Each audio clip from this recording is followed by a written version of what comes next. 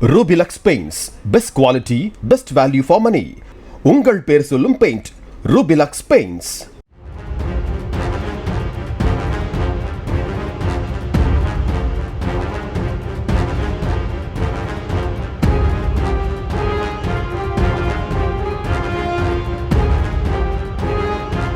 சிவகங்கை மாவட்டம் மானாமதுரை அருகே சாலையில் சென்று கொண்டிருந்த ரெனால்ட் கார் திடீரென தீப்பிடித்து எரிந்தது.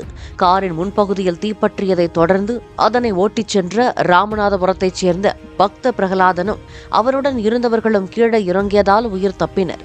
தீயணைப்பு வீரர்கள் தீயை கட்டுப்படுத்திய நிலையில் காரணம் குறித்து போலீசார் விசாரித்து வருகின்றனர்.